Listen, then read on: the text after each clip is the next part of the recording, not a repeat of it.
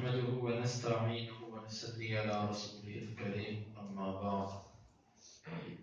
باب إذا حضر الطعام وأقيمت الصلاة. وكان ابن عمر يبدأ بالعشاء. وقال أبو الدرداء من فقه المرء إقباله على حاجته حتى يقبل على صلاته وقلبه فارغ. حدثنا مسدد قال حدثنا يحيى عن هشام قال حدثني أبي قال سمعت عائشة رضي الله عنها عن النبي صلى الله عليه وسلم أنه قال إذا وضع عشاء وأقيمت الصلاة فابدأوا بالعشاء. یہ باب ہے جب کھانا حاضر ہو اور نماز کھڑی کر دی جائے.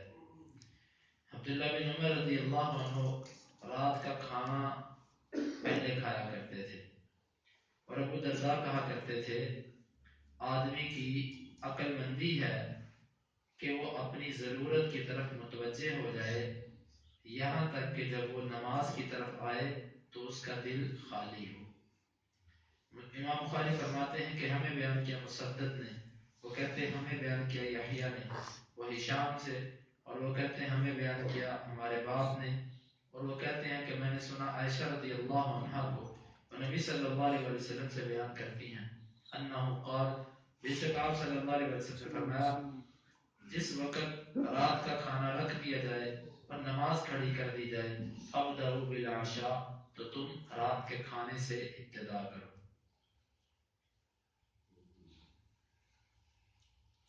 باب کا مطلب واضح ہے کہ جس وقت کھانا رکھ دیا جائے اور نماز کھڑی ہو جائے تو بندہ کیا کرے. امام بخاری رحمۃ اللہ علیہ نے شرطیہ انداز میں اس باب کو ذکر کیا ہے, اس کا جواب نہیں ذکر کیا کیونکہ اس مسئلے میں کچھ اختلاف ہے. وہ اختلاف اس طرح ہے کہ کچھ صحابہ کا یہ موقف ہے, مثلا عبداللہ بن عمر رضی اللہ عنہ یہ کہا کرتے تھے کہ جب کھانا سامنے آ جائے تو آپ کھانا ہی کھاؤ, بھوک ہے یا نہیں, جب کھانا سامنے آ گیا آپ کھانا کھاؤ. ابو درداء رضی اللہ عنہ کی عبارت سے معلوم ہوتا ہے کہ وہ یہ کہتے تھے کہ جب دل کھانے کی طرف مائل ہو تو اس وقت کھانا پہلے کھاؤ, اگر بھوک نہیں لگی ہوئی تو پھر پہلے نماز پڑھو. عبداللہ بن عمر رضی اللہ عنہ اس حکم کو عام رکھتے ہیں کہ جب بھی کھانا سامنے آ جائے, اور ابو درداء کی عبارت سے یہ معلوم ہوتا ہے کہ ان کا موقف یہ تھا کہ جب بھوک لگی ہو تو اس وقت آپ پہلے کھانا کھائیں. علماء کے درمیان اس مسئلے میں اختلاف ہے کہ آپ کے سامنے کھانا پڑا ہوا ہے, ادھر سے نماز کھڑی ہے, آپ پہلے کھانا کھائیں گے کہ نماز پڑھیں گے. کچھ علماء کہتے ہیں, جمہور علماء کا یہ موقف ہے, زیادہ علماء کا یہ موقف ہے کہ پہلے کھانا کھاؤ اور پھر نماز پڑھو, جبکہ بعض علماء یہ کہتے ہیں کہ نہیں, پہلے نماز پڑھ دیں اور پھر کھانا کھائیں. راجح بات حدیث کی روشنی میں یہی ہے کہ جب کھانا سامنے موجود ہو اور بندے کو بھوک لگی ہو, کیونکہ اگر بھوک نہیں لگی ہوئی تو پھر بندے کو اتنی ضرورت نہیں ہوتی کھانے کی, بندہ پہلے نماز پڑھ سکتا ہے. لیکن اگر وہ سمجھتا ہے کہ میرا ذہن کھانے کی طرف رہے گا تو پھر اس کے لیے بہتر یہ ہے کہ وہ پہلے کھانے سے فارغ ہو جائے اور پھر نماز کے لیے آئے. عبداللہ بن عمر رضی اللہ عنہ کے بارے میں آتا ہے کہ وہ شام کا کھانا کھانے کے لیے بیٹھتے, کھانا آگے رکھا جاتا اور ادھر سے جماعت کھڑی ہو جاتی, تو وہ قرات سنتے رہتے, آواز آتی رہتی, وہ آرام سے اپنا کھانا پورا کرتے اور پھر وہ نماز پڑھنے کے لیے جاتے. اس لیے اس میں یہی موقف راجح ہے کہ اگر کھانے کا وقت ہو, کھانا موجود ہے, ایک ہوتا ہے حدیث کے لفظ ہے کہ جس وقت وضع رکھ دیا جائے, آپ کے آگے رکھ دیا گیا, یہ مطلب ہے اس کا. یہ نہیں مطلب اس کا کہ ابھی کھانا چولہے پر پڑا ہوا ہے, تیار ہو رہا ہے اور آپ کو جی میں نماز نہیں پڑھنے جاؤں گا. ویسے بھی تو آپ نے صبر کرنا ہی ہے, ویسے بھی تو بیٹھو کہ خالی, تو اس سے بہتر نماز باجماعت پڑھ لو. اگر کھانا آپ کے سامنے رکھ دیا گیا تو پھر یہاں پر ایک اختلاف اور ہے کہ اگر نماز کا وقت تھوڑا باقی ہو اور کھانا بھی سامنے موجود ہو تو پھر کیا کرنا چاہیے؟ مثال کے طور پہ مغرب کی نماز کا وقت تھوڑا ہوتا ہے، اب کھانا بھی سامنے ہے اور مغرب کی نماز کا وقت ہے، اس میں پھر علماء کی دو آراء ہیں۔ کچھ علماء کہتے ہیں کہ نہیں، جس نماز کا وقت تھوڑا ہو اس نماز کو وہ پہلے پڑھ لے اور بعد میں کھانا کھا لے۔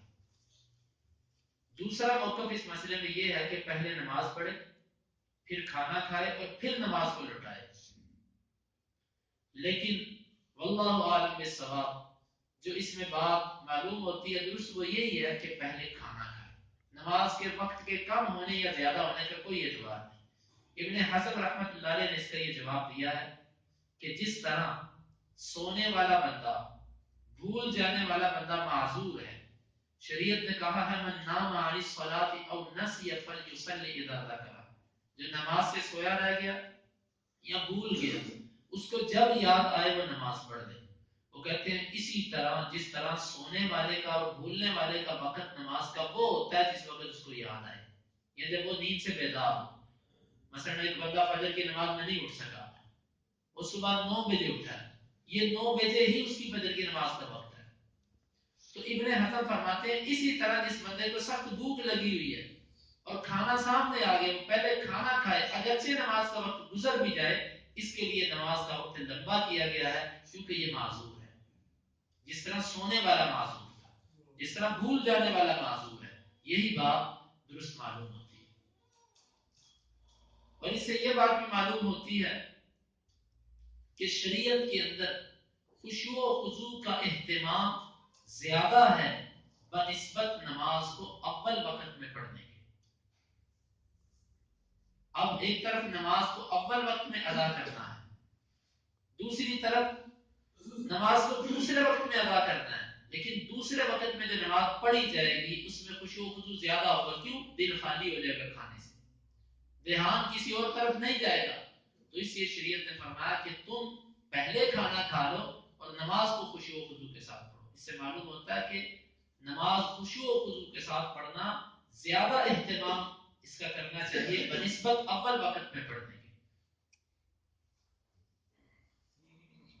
حدیث کا ترجمہ یوں ہے کہ جس وقت رات کا کھانا رکھ دیا جائے، عشاء کہتے ہیں رات کے کھانے کو، لفظ تو رات کے کھانے کے ہیں لیکن اس سے صرف رات کا کھانا مراد نہیں ہے بلکہ ہر وقت کا کھانا۔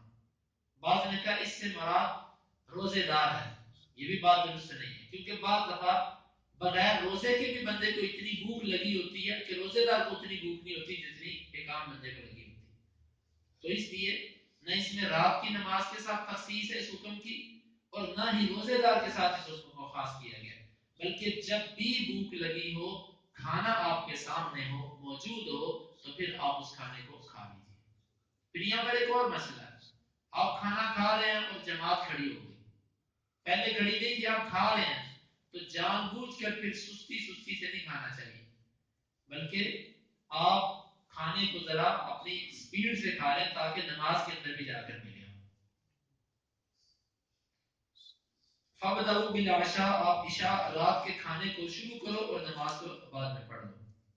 اور اسی طرح دوسری حدیث امام بخاری فرماتے ہیں ہمیں بیان کیا یحییٰ بن بکیر نے، وہ کہتے ہیں ہمیں بیان کیا لیث نے عقیل سے اور وہ ابن شہاب سے، انس بن مالک رضی اللہ عنہ سے کہ بے شک رسول اللہ صلی اللہ علیہ وسلم نے فرمایا اذا قسم العشاء فابدؤوا به قبل ان تصلوا صلاة المغرب، جب رات کا کھانا پیش کر دیا جائے تو تم اس کے ساتھ ابتدا کرو اس سے پہلے کہ تم مغرب کی نماز پڑھو، ولا تعجلوا عن عشائکم، اور نہ تم جلدی کرو اپنے کھانے سے۔ مطلب ایسا نہ کرنا کہ تم جلدی نماز پڑھنے چلے جاؤ اور کہو کہ 2 منٹ میں نماز پڑھ کے آگے میں کھانا کھاؤں گا، اس طرح کی نماز توجہ سے نہیں ہوگی۔ پہلے آرام سے کھانا کھا لو، پھر خشوع و خضوع کے ساتھ آرام سے نماز پڑھو۔ آپ اندازہ لگائیے کہ شریعت کی نظر میں خشوع و خضوع کتنا اہتمام ہے۔ یہاں پر تو کھانے کا ذکر ہے، ہر وہ چیز جو آپ کے دل کو مشغول کرتی ہے شریعت آپ کو پہلے اس سے فارغ ہونے کا حکم دیتی ہے۔ کسی کو قضائے حاجت آئی ہوئی ہے، اب وہ کہتا ہے میں وضو کرنے لیٹرین میں چلا گیا تو میری رکعت گزر جائے گی، اسلام کہتا ہے نہیں، پہلے آپ فارغ ہو جاؤ تاکہ نماز کو توجہ سے پڑھو۔ یہ وہ چیزیں ہیں کہ جن کے بغیر انسان کی زندگی ناممکن ہے، کھانے کے بغیر زندگی ناممکن ہے۔ قضاء حاجت کے بغیر زندگی ناممکن ہے. تو تاکہ جب تم نماز پڑھنے آؤ تو دل تمہارا خالی ہو. لیکن افسوس ہم جب نماز پڑھنے کے لیے آتے ہیں کھانے کی بھوک بھی نہیں ہوتی, قضاء حاجت کی بھی نہیں ہوتی, اس کے باوجود نماز میں کاروبار اور ساری سوچیں نماز میں آتی ہیں. اس سے اندازہ لگا لیں کہ شریعت کہتی ہے کہ جب تک تمہارا دل خالی نہیں تم اس کام کو پورا کر لو. لیکن اس کا یہ مطلب بھی نہیں ہے کہ کوئی بندہ کہے بھئی آج دکان پر گاہک زیادہ ہیں, اگر میں نماز پڑھنے چلا گیا تو میرا دھیان گاہکوں کی طرف رہے گا, لہٰذا میں پہلے گاہک کو فارغ کر لوں پھر نماز پڑھنے جاؤں گا. یہ غلط ہے. کھانا ایسی چیز ہے کہ جس کے بغیر انسان کی زندگی ناممکن ہے, اور قضاء حاجت ایسی چیز ہے کہ جس کے بغیر انسان کی زندگی ناممکن ہے. لیکن کاروبار اور یہ جو چیزیں ہیں یہ اس مرتبے پر نہیں ہے. اس لیے کاروبار کو اور شادی کے پروگرام اور کھیل کود تماشا ان کو اس پر نہیں قیاس کرنا چاہیے. ایک بندہ کہ میں میچ دیکھ رہا ہوں, اگر میں نماز پڑھنے چلا گیا پتہ نہیں پیچھے سے کوئی آؤٹ ہوگا یا چھکا مار دے گا تو میں کیسے دیکھوں گا اس کو, لہٰذا میں آج نماز بعد میں پڑھوں گا. یہ غلط بات ہے. ایسے فضول کاموں کے لیے نماز کو نہیں چھوڑا جائے گا. کھانا ہے, قضاء حاجت ہے, یہ ایسی چیزیں ہیں. اور اسی پر آپ وہ ساتھی بھی سوچیں کہ جو نماز کے اندر موبائل کھلا رکھتے ہیں, مسجد کے اندر آ کر موبائل کھلا رکھتے ہیں. جس چیز سے دل مشغول ہوتا ہو اسلام کہتا ہے اس چیز کو ختم کرو. پہلے موبائل کی گھنٹی بجتی ہے, پوری مسجد کی توجہ اس بندے کی طرف جاتی ہے, سب کی توجہ خراب. موسیقی والی بیل مسجد کے اندر سادہ بیل بھی ہو تو سب کی توجہ جاتی ہے اس طرف. یہ بھی شرعی نقطہ نظر سے منافی ہے اسلامی تعلیمات کے کہ مسجد کے اندر موبائل کی گھنٹی بجے. وہ میں ہوں کہ آپ ہیں, اگر بھول کر کبھی ایسا ہو جائے تو اس کو فوری بند کر دینا چاہیے. تو ہر وہ چیز کے جس سے دل مشغول ہوتا ہو اس چیز کو پہلے ختم کرو تاکہ آپ کی پوری توجہ نماز کی طرف رہے. امام بخاری فرماتے ہیں کہ مجھے بیان کیا عبید بن اسماعیل نے, اور وہ ابو اسامہ سے, اور وہ عبید اللہ سے, اور وہ نافع سے, اور وہ ابن عمر سے. وہ کہتے ہیں کہ رسول اللہ صلی اللہ علیہ وسلم نے فرمایا کہ جس وقت اذا وضع عشاء احدکم واقیمت الصلاۃ, جب تم میں سے کسی ایک کے رات کا کھانا رکھ دیا جائے اور رات کی نماز کھڑی کر دی جائے, فابدؤوا بالعشاء, تم رات کے کھانے سے ابتدا کرو, ولا يعجل حتى يفرغ منه, اور وہ جلد بازی نہ کرے یہاں تک کہ کھانے سے فارغ ہو جائے. اور ابن عمر رضی اللہ عنہ یوزع له الطعام, ان کا کھانا رکھا جاتا تھا, وتقام الصلاۃ, اور نماز کھڑی کر دی جاتی, فلا ياتيها حتى يفرغ, وہ نہیں آتے تھے یہاں تک کہ کھانے سے فارغ ہو جاتے. وانه لا يسمع قراءة الامام, اور بے شک وہ امام کی قرات بھی سن رہے ہوتے تھے, امام کی قرات بھی کانوں میں پڑ رہی ہوتی تھی, اس کے باوجود جب تک کھانے سے فارغ نہیں ہو جاتے تھے نہیں آتے تھے. اس حدیث سے ایک اور بات معلوم ہو, تم میں سے کسی ایک کا کھانا جب رکھا جائے وہ نماز سے پیچھے رہ سکتا ہے جس کا کھانا آ گیا. ابھی دوسرے بندے کا آرڈر دیا ہوا, اس کا بھی کھانا ہی نہیں آیا, اور وہ دوسرے کے کھانے کو دیکھ کر وہ بھی رک جائے کہ میرا بھی ابھی آنے والا ہے, یہ نہیں درست. جب رکھ دیا گیا کھانا آ گیا پھر آپ کھانا پہلے کھا, اگر نہیں تو پھر پہلے نماز اور بعد میں کھانا. اور اسی طرح امام بخاری فرماتے ہیں کہ ہمیں بیان کیا زہیر اور وہب بن عثمان نے موسیٰ بن عقبہ سے, وہ نافع سے, وہ ابن عمر سے, وہ کہتے ہیں کہ نبی صلی اللہ علیہ وسلم نے فرمایا اذا كان احدكم على الطعام, جب تم میں سے کوئی ایک کھانے پر ہو, فلا يعجل, اس کو جلدی نہ کرے, حتى يقضي حاجته منه, یہاں تک کہ وہ سے اپنی حاجت پوری کر لے. وان اقیمت الصلاۃ, اگرچہ نماز کھڑی کر دی جائے. اس کو روایت کیا ابراہیم بن منذر نے, وہ وہب بن عثمان سے, اور وہب المدنی. اس سارے باب کا خلاصہ یہ ہے کہ انسان اگر اس کو کوئی ایسی حاجت ہو جو اس کے دل کو مشغول کرتی ہو, وہ حاجت شرعی ہو, تو اس حاجت کو پہلے پورا کرے اور پھر وہ نماز کی طرف آئے تاکہ نماز کو خشوع و خضوع کے ساتھ وہ ادا کر سکے. یہاں سے بعض لوگوں نے استدلال کیا کہ حقوق العباد حقوق اللہ پر مقدم ہے, بندوں کا حق اللہ کے حق پر مقدم ہے. یہ بات غلط ہے. اللہ کا حق پہلے ہے, مخلوق کا حق بعد میں. وہ کہتے ہیں دیکھو کھانے کو پہلے کیا گیا کیونکہ کھانا بندے کا حق ہے, اور نماز کو بعد میں کیا گیا کیونکہ نماز اللہ کا حق ہے. حالانکہ یہ بات غلط ہے. یہاں پر کھانے کو پہلے اس لیے کیا گیا ہے تاکہ اللہ کے حق کو صحیح طریقے سے ادا کر سکے. اس لیے نہیں کیا گیا پہلے کہ کھانے کا حق زیادہ اور نماز کا حق تھوڑا ہے, بلکہ اس لیے پہلے کیا گیا کھانے کو تاکہ اللہ کے حق کو صحیح طریقے سے ادا کر سکے. اس لیے کھانے کو پہلے کیا گیا. تو اس میں کوئی ایسی بات نہیں ہے کہ بعض لوگوں کے ذہن میں یہ ہوتا ہے جی خدمت خلق کی ساری عبادت ہے, حقوق العباد ہی سب سے مقدم ہے. ایسی کوئی بات نہیں ہے, حقوق اللہ سب سے مقدم ہے, حقوق العباد اس کے بعد ہے. باب اذا دعی الامام الى الصلاۃ وبیدہ ما یأکل, یہ باب ہے کہ جب امام کو نماز کی طرف بلایا جائے اور اس کے ہاتھ میں وہ چیز ہو کہ جس کو وہ کھا رہا ہو. امام بخاری فرماتے ہیں ہمیں بیان کیا عبدالعزیز بن عبداللہ نے, وہ کہتے ہیں ہمیں بیان کیا ابراہیم نے صالح سے اور ابن شہاب سے, اور وہ کہتے ہیں مجھے خبر دی جعفر بن عامر بن امیہ نے کہ بے شک اس کے باپ نے کہا کہ میں نے رسول اللہ صلی اللہ علیہ وسلم کو دیکھا یاکل ذراعا, آپ ایک دستی کھا رہے تھے, یحتز منها, آپ کاٹ رہے تھے اس سے, فدعی الی الصلاۃ, بس آپ کو نماز کی طرف بلایا گیا, فقام, بس آپ کھڑے ہو گئے, فطرح السکین, آپ نے چھری پھینک دی, فصلی, بس آپ نے نماز پڑھی, فلم یتوضا, اور آپ نے وضو نہیں کیا. امام کو جب کھانے کی طرف بلایا جائے, نماز کا وقت ہو, تو کیا امام بھی یہ کہے گا کہ میں پہلے کھانا کھاؤں پھر نماز کی طرف آؤں گا؟ اس مسئلے پر علماء کی دو آراء ہیں. کچھ علماء یہ کہتے ہیں کہ امام اور مقتدی دونوں اس میں شامل ہیں. امام ہو کہ مقتدی ہو, جب بھوک لگی ہو تو نماز نہیں, پہلے کھانا کھائے اور کھانا موجود ہو. تو دوسرے علماء کا موقف یہ ہے کہ یہ جو اختیار ہے کھانا پہلے کھانے کا اور نماز بعد میں پڑھنے کا, یہ مقتدی کو ہے. رہا امام, تو امام کا حق بنتا ہے کہ جب نماز کا وقت ہو جائے تو وہ ایک دو لقمے پکڑ کے منہ میں ڈال لے تاکہ کچھ نہ کچھ اس کا گزارا ہو جائے اور آ کر جماعت کروائے, کیونکہ اس کی ذمہ داری ہے مصلی, اس کو آ کر اپنی ذمہ داری ادا کرنی ہے. یہی مسئلہ غالباً انداز سے معلوم بھی ہوتا ہے کہ پیچھے امام بخاری نے عام بات باندھا ہے کہ جب کھانا حاضر ہو تو نماز بھی آ جائے تو پہلے کھانا کھاؤ. پھر اس کے فوراً بعد یہ بات باندھا کہ امام کو جب نماز کے لیے بلایا جائے اس کے ہاتھ میں کچھ ہو, وہ کھاتا پیتا بھی ہو تو وہ چھوڑ دے.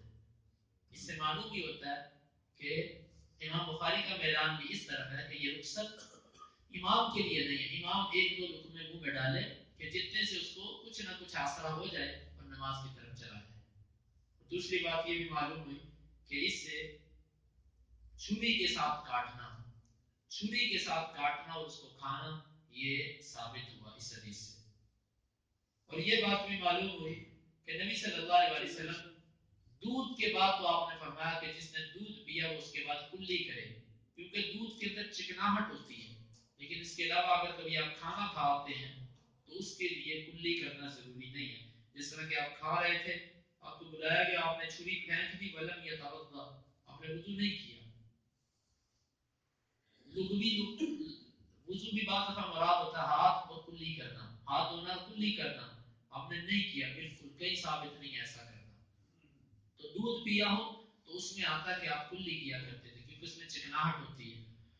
اور اس کے علاوہ جو کوئی چیز اگر کھاتا ہے تو اس کے لیے کلی کر دے تو ٹھیک, لیکن اگر نہیں کرتا تو یہ ضروری نہیں ہے. اور یہ بات بھی معلوم ہوئی کہ امام جو ہے امام, یہ بلکہ عام مقتدی کے لیے بھی بعد نے اس حکم کو رکھا ہے کہ مقتدی بھی جب اتنا کھانا کھا چکا ہو جتنے سے اس کا گزارا ہو سکتا ہو اور باقی کھانا وہ بعد میں جا کر اگر کھا لے تو یہ بھی اس کے لیے بہتر ہے, وہ ایسا بھی کر سکتا ہے. اللہ رب العزت سے دعا ہے کہ اللہ تعالیٰ کتاب و سنت کو سمجھنے کی اور اس پر عمل کی توفیق عطا فرمائے. اللهم انفعنا بما علمتنا وعلمنا ما ينفعنا وزدنا علما. اللهم اقسم لنا من خشيتك ما تحول به بيننا وبين معصيتك, ومن طاعتك ما تبلغنا به جنتك, ومن اليقين ما تهون به علينا مصائب الدنيا. متعنا اللهم بأسماعنا وأبصارنا وقواتنا أبدا ما أحييتنا, واجعله الوارث منا, واجعل ثأرنا على من ظلمنا, ولا تجعل مصيبتنا في ديننا, ولا تجعل الدنيا أكبر همنا ولا مبلغ علمنا, ولا تسلط علينا من لا يرحمنا. وآخر دعوانا أن الحمد لله رب العالمين.